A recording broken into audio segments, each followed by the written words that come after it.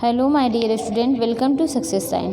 तो ये 7वीं क्लास की ये 5वां चैप्टर है, एनसीईआरटी की बुक है और इसका क्या नाम है कि वायु, ध्वनि एवं मृदा प्रदूषण। इसके बारे में देखते हैं। इसके बारे में ये दिया हुआ है कि देखिए यहाँ स्टार्ट में कि जो पहले खाना बनता था रसोई घर में लकड़ी और कंडों को जलाकर, उससे जो धुआं निकलता था वो हमारे लिए कितना नुकसानदेह होता था, उससे कौन सी गैस निकलती थी उसके बारे में दिया हुआ है।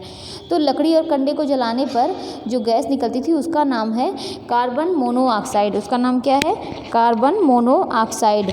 और ये क्या होता है कि ये गैस जो होती है ये आँखों में जलन और क्या करती है कि आँखों में जलन पैदा करती है, जिसकी वजह से आँखों क्या होता है कि इसकी कारण क्या होता है, आँखों में आंसू आते हैं। जब जलन होती है जिसकी वजह से आंसू आते हैं। और इसी प्रकार ईंट भट्ठों और कारखाने ये सब होते हैं, मोटरसाइकिल, इन सब के मोटर गाड़ी, ये सब जनरेटर, ये सब चलने पर क्या होते हैं, यहाँ इसमें से जो धुएँ निकलते हैं वो क्या करते हैं, सब वायु में मिलकर उसे प्रदूषित कर देते हैं।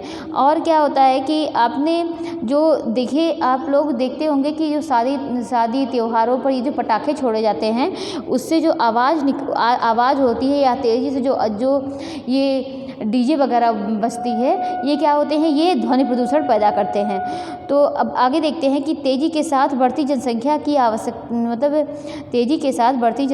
आवश्यकता और भौतिक सुख सुविधा की पूर्ति के लिए क्या होते हैं कि जिसके भौतिक सुख सुविधा के लिए कारखाने खोले जा रहे हैं, यातायात के साधनों में वृद्धि हो रही है और जिसकी वजह से क्या कर दिए जा रहे हैं, वन को काट दिए जा रहे हैं। आप देखिए कि सुविधा के लिए कि ट्रैफिक वगैरह ना लगे, जिसकी वजह से सड़कें बहुत चौड़ी कर दी जा रही हैं और ये सड़कें चौड़ी करने की वजह से इतने सारे पेड़ काट दिए जाते हैं, जिससे क्या हो रहा है कि हमारे वायुमंडल पर बहुत बुरा प्रभाव पड़ रहा है। और इससे क्या होती हैं, इससे बहुत सारी बीमारियां भी हो रही हैं। और ये सब किस वजह से है? जनसंख्या वृद्धि की वजह से है। और सभी प्रदूषण की जननी कौन है? जनसंख्या ही है। और इसकी वजह से क्या होता है कि हमारे जलवायु में परिवर्तन होता है, जिसकी वजह से सूखा, बाढ़ और कई सारे रोग उत्पन्न हो रहे हैं, जन्म ले रहे हैं।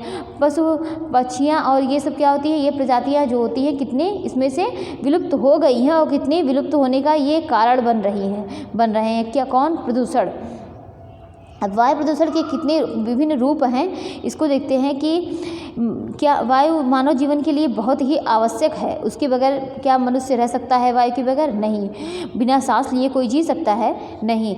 परंतु किन्हीं कारणों से वायुमंडल में विभिन्न हानिकारक गैसों का समावेश होता है, जिसकी वजह से वायु प्रदूषित हो जाती है और इसके कारण बहुत हैं। इसमें देखते हैं कि शहरों में अधिकतर किस लिए प्रदूषण हो रहा है कि वायु प्रदूषण से जो कल कारखाने हैं और जो कल कारखाने हैं, यातायात के साधन हैं, जनरेटर हैं, ये सब क्या है, ये सब वायु प्रदूषण के कारण है। आप देखिए पहले जो है, आप साइकिल चलाते हुए आपको बहुत ढेर सारे लोग दिखते रहे होंगे, लेकिन अब हर घर में मोटरसाइकिल हो गई है और क्या 4 पहिए वाली गाड़ी हो गई है।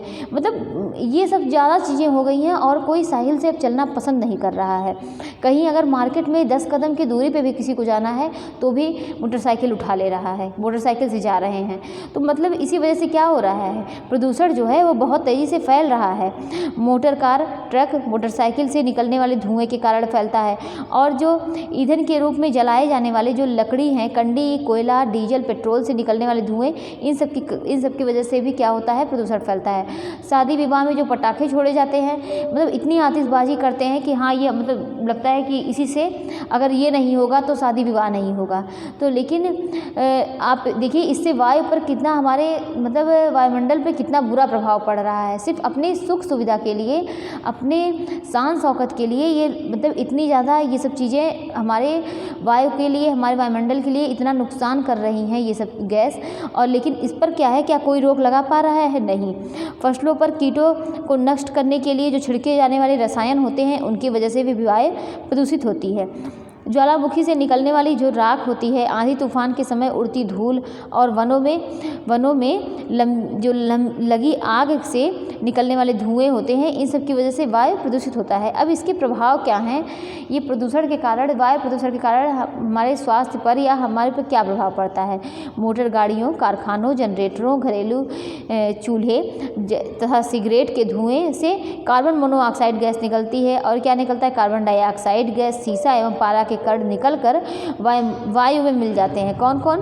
Carbon monoxide, carbon dioxide gas, सीसा और पारा, ये सब निकल कर क्या करते हैं कि वायु में मिल जाते हैं। और जिससे क्या होता है? श्वसन क्रिया और हमारे शरीर में पहुंचती है। श्वसन क्रिया द्वारा ये गैसें हमारे शरीर में पहुंचती हैं और इनकी मात्रा क्या होती है कि इनकी मात्रा रक्त में बढ़ जाती है, जिसकी वजह से हमें थकान, काम न करने की इच्छा तथा सिर दर्द, ये सब मतलब कई बीमारियां होती हैं।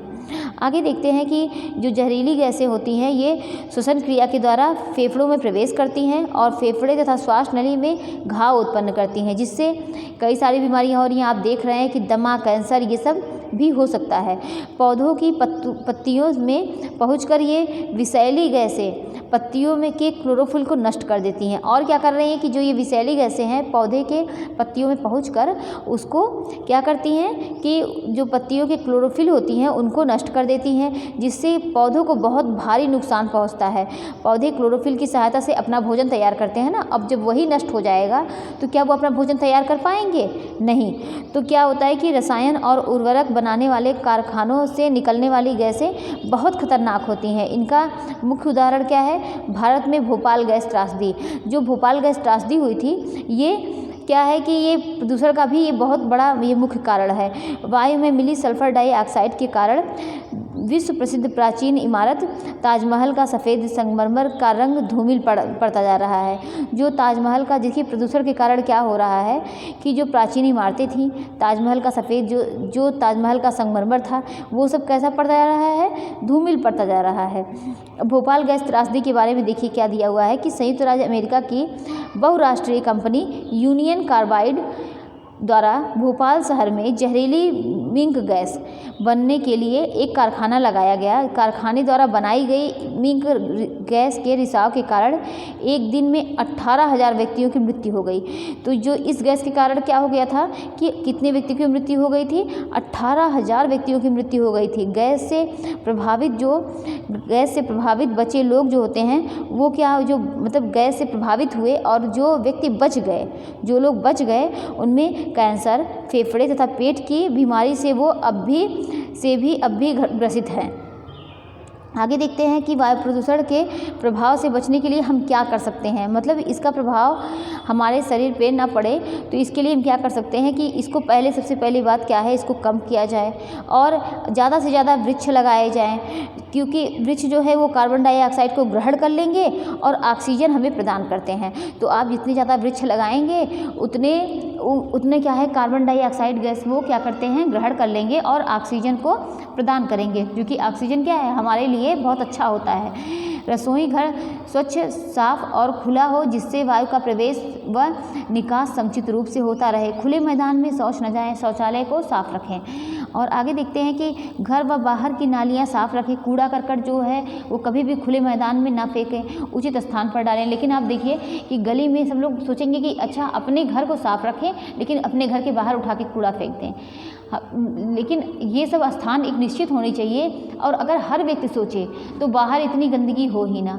कभी भी हमेशा कूड़े को उठाकर आप देखिए बना रहता है वहाँ पर, और मॉर्निंग में देखिए झाड़ू लगाने के लिए हर जगह झाड़ू लगाने के लिए, साफ़ सफाई करने के लिए आते हैं, तो कम से कम वो एक जगह रहे, इससे गंदगी ना हो, देखने में गंदा ना लगे। लेकिन अगर सब लोग ऐसा सोचने लगें तो ये गंदगी हो ही ना। और आगे देखते हैं कि आंधी तूफान के समय अपने मुंह तथा नाक को रुमाल से ढक लें, जिससे धूल युक्त वायु शरीर में प्रवेश न कर सके। और क्या है कि अपने पशुओं के बांधने के स्थान पर, जहाँ पशु को बांधा जाता है वहाँ पर जो है स्वच्छ रखा जाए। और त्यौहार पे और किस पर, शादी विवाह के अवसरों पर पटाखे ना छुड़ाएं। सड़क पर चलने वाले वाहनों के धुएं से बचना चाहिए। महानगरों में वायु प्रदूषण को रोकने के लिए सरकार ने शीशा रहित पेट्रोल या सीएनजी, देखिए इसमें सीएनजी जो है, सीएनजी की गाड़ी जो 4 व्हीलर है और ये सब चीज़ें काफ़ी चलने लगी हैं। तो ये कंप्रेस्ड नेचुरल गैस से वाहन चलाना अनिवार्य कर दिया है, जिससे कि प्रदूषण को कम किया जा सके। इसी वजह से ये सीएनजी के वाहन को चलाने के लिए अनिवार्य किया है। और आगे देखते हैं ध्वनि प्रदूषण क्या है। ध्वनि प्रदूषण पर्यावरण में अवांछित ध्वनि के कारण उत्पन्न होता है। ध्वनि प्रदूषण या अत्यधिक शोर किसी भी प्रकार के अनुपयोगी ध्वनियों को कहते हैं जिससे मानव की श्रवण शक्ति एवं हृदय पर प्रतिकूल प्रभाव पड़ता है। इससे मतलब ध्वनि प्रदूषण के कारण किस पे प्रभाव पड़ता है कि ये जो है मानव की हृदय पर प्रभाव पड़ता है और किससे, उसकी श्रवण शक्ति पर उस पर प्रभाव पड़ता है। तो ध्वनि प्रदूषण के कारण क्या हैं? जो शोर करते हुए वाहन होते हैं, मशीनें होती हैं और जो मोटर कार होते हैं, ट्रक, बस, ये सब की हॉर्न जो होते हैं, ये सब देखिए जिससे बहुत उलझन बेचैनी होने लगती है और क्या कि इससे सिर दर्द होने लगता है। मतलब बहुत सी दिक्कतें होती हैं। और त्यौहार मेले में जो विवाह व प्रदर्शनियों में जो ज़ोर ज़ोर से बजने वाले जो लाउड स्पीकर होते हैं, डीजे होते हैं, ये सब क्या करते हैं? ये सब ध्वनि प्रदूषण को बढ़ाते हैं। पटाखों द्वारा जो निकलने वाली आवाज़ें होती हैं, ये सब भी ध्वनि प्रदूषण को बढ़ावा देते हैं। ध्वनि प्रदूषण का हमारे जीवन पर क्या प्रभाव पड़ता है, इसके बारे में देखते हैं कि ध्वनि प्रदूषण से मनुष्यों में सुनने की क्षमता जो होती है उसमें कमी आती है। जो मनुष्य की सुनने की क्षमता होती है वह ध्वनि प्रदूषण की वजह से उसमें कमी आ जाती है। तंत्रिका तंत्र एवं नींद न आने जैसे संबंधी रोग होने लगते हैं। और क्या होता है, व्यक्ति का रक्तचाप भी बढ़ जाता है तथा मस्तिष्क की शांति, स्वास्थ्य एवं व्यवहार को भी प्रभावित करता है। और क्या होता है कि अधिक लंबी अवधि की तीव्र ध्वनि कान के पर्दे को हानि पहुंचाती है। अब आगे देखते हैं कि भारत में घटी एक घटना। अब ये घटना के बारे में दिया हुआ है कि आंध्र प्रदेश में पसरलपुड़ी, कौन सा गांव है? पसरलपुड़ी एक गांव है। वहाँ खनिज तेल निकालने के लिए कुआं खोदा जा रहा था। जब खुदाई हो रही थी तो 2800 मीटर की गहराई पर गैस निकलने लगी।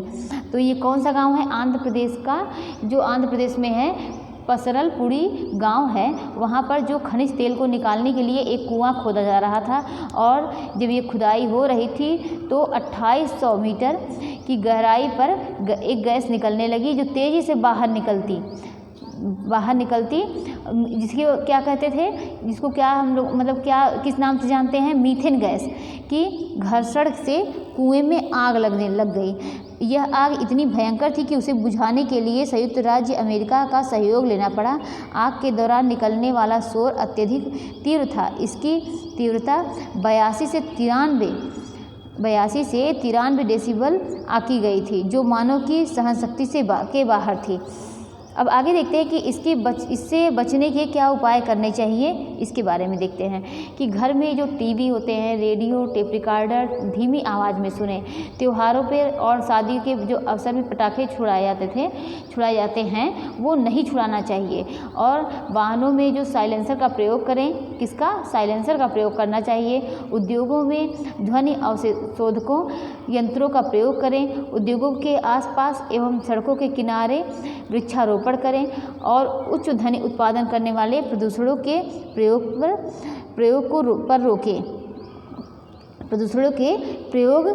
पर रोक करना चाहिए। अब आगे देखते हैं कि मृदा प्रदूषण। हम लोगों ने क्या देखा कि वायु प्रदूषण के बारे में देखा, ध्वनि प्रदूषण के बारे में। अब देखते हैं मृदा प्रदूषण। ये किस वजह से होता है? मिट्टी के जो भौतिक और रासायनिक जैविक गुण, ये क्या करते हैं कि गुणों में किसी प्रकार का अवांछनीय परिवर्तन जो सभी जीवों, पर्यावरण, पौधों के लिए हानिकारक होते हैं, उसे क्या बोलते हैं कि मृदा प्रदूषण के नाम से जानते हैं। आगे देखते हैं ये जो कीटनाशक दवाइयाँ होती हैं, रासायनिक उर्वरक होते हैं, जहरीली गैसें होती हैं, पॉलीथीन बैग होते हैं, ये क्या कर रहे हैं? ये जो मृदा को प्रदूषित करते हैं। प्लास्टिक के डिब्बे आदि कुछ क्या करते हैं? मृदा प्रदूषण कर रहे हैं, इसको बढ़ावा दे रहे हैं। मृदा द्वारा अवशोषित प्रदूषित जल भी मृदा को प्रदूषित करता है। इस तरह प्रदूषित मिट्टी में उपजाई गई फसल मानव एवं अन्य जीवों के शरीर में पहुंचकर उनके स्वास्थ्य पर हानिकारक प्रभाव डालती है। अब इसके कारण को देखते हैं। इसके कारण क्या हैं? घरेलू एवं औद्योगिक कचरे एवं वनों की लगातार कटाई, मतलब जो वनों की कटाई हो रही है और जो औद्योगिक कचरे हैं, ये सब की वजह से भी इसके मृदा प्रदूषण की ये कारण हैं। और क्या होता है कि जो रासायनिक पदार्थों का यूज़ किया जाता है, प्रदूषित तेल जो होते हैं कि ईंधन का मिट्टी में मिलना, इलेक्ट्रॉनिक का अपशिष्ट उत्पादन द्वारा, तो ये सब क्या हैं? ये सब मृदा प्रदूषण के कारण हैं। आगे देखते हैं इसका हमारे शरीर पर क्या प्रभाव पड़ता है। विभिन्न प्रकार के प्रदूषक मिलकर मिट्टी को विषाक्त बनाते हैं, जिसके मृदा प्रदूषण से हमारी खाद्य खाद्य श्रृंखला की नींव को नष्ट कर देती हैं। और जब ये खाद्य श्रृंखला की नींव को जब नष्ट करेंगे तो क्या फसल उतनी अच्छी होगी? नहीं। प्रदूषित मिट्टी बारिश के पानी के माध्यम से नदियों के पानी को भी प्रदूषित कर देती है। जब बारिश होती है तो मिट्टी जो है वो बहकर जब अगर नदियों में जाती है तो नदियों का पानी होता है वो भी क्या होता है, वो भी प्रदूषित हो जाता है। अब इसके मृदा प्रदूषण को रोकने के उपाय क्या है, इसके बारे में देखते हैं। घरेलू कचरे पर नियंत्रण करना चाहिए। कूड़ा फेंकने का उचित प्रबंध हो। देखिए कूड़ा जो है वो अपने स्थान पर ही फेंकना चाहिए, इसमें भी दिया है कूड़ा फेंकने पर क्या करना चाहिए, कूड़ा फेंकने का क्या है, उचित प्रबंध होना चाहिए। जल निकासी की उत्तम व्यवस्था होनी चाहिए। नदियों में कचरे को ना बहाया जाए, जो नदियों में कचरे को बहा दिया जाता है उसमें नहीं बहाना चाहिए।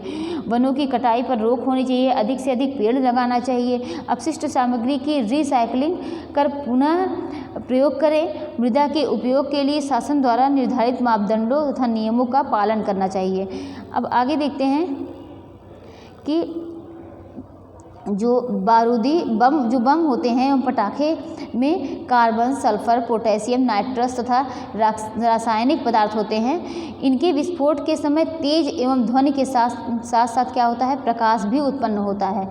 ग्रीन हाउस प्रभाव carbon dioxide, methane, nitrous oxide और क्या है, हाइड्रोक्सिल रेडिकल और क्लोरोफ्लोरोकार्बन द्वारा घटित होता है।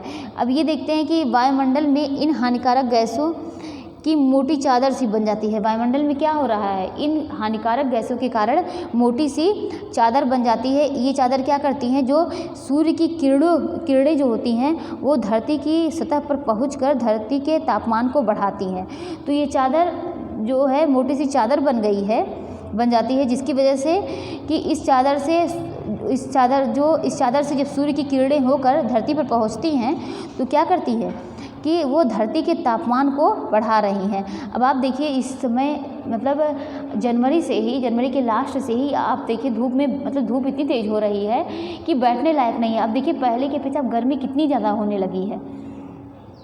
तो ये जो है कि क्या करती हैं कि इसके पृथ्वी पर धरती के तापमान को बढ़ाती हैं, परंतु धरती की उष्मा को यह चादर वापस अंतरिक्ष में नहीं जाने देती। इससे धरती का तापमान बढ़ता जा रहा है। इसे ग्रीन हाउस प्रभाव कहते हैं। इसे क्या बोलते हैं, ग्रीन हाउस प्रभाव बोलते हैं। हरी पत्तियां जो सूर्य के प्रकाश तथा क्लोरोफिल की उपस्थिति में वायुमंडल से कार्बन डाइऑक्साइड तथा मृदा से जल प्राप्त करके भोजन की क्रिया संपन्न करती हैं। अब आगे देखिए, ये इतना ही था, ये चैप्टर यही समाप्त होता है। यहाँ पर दिया हुआ है लघुत्तरी प्रश्न में CNG का पूरा नाम और भोपाल गैस त्रासदी में कौन सी गैस का रिसाव हुआ था इसके बारे में है। ध्वनि प्रदूषण के कारण कोई 2 कारण लिखिए। तो ये सब चीज़ें देखिए और इसमें कुछ है नहीं। अब आगे देखते हैं, ये जो छठा चैप्टर है ये प्राथमिक उपचार। देखिए ये इम्पॉर्टेंट है, यहाँ से क्वेश्चन बनते हैं। इसके पहले वाला भी इम्पॉर्टेंट था, लेकिन इसके पहले जो रोग थे, जो हम लोगों ने रोग के बारे में पढ़ा, वहाँ से भी क्वेश्चन है, कंफर्म है कि वहाँ से क्वेश्चन बनेंगे ज़रूर। तो आप इसको ज़रूर पढ़िए, जितना भी पढ़ाया जा रहा है। कुछ चैप्टर से तो क्वेश्चन एक ना एक क्वेश्चन तो आने ही हैं। तो रोग से भी क्वेश्चन आएगा और ये प्राथमिक उपचार से भी अब क्वेश्चन बनने लगे हैं TGT में, तो इसको भी ज़रूर से पढ़िएगा। तो आज के लिए इतना ही, मिलते हैं कल।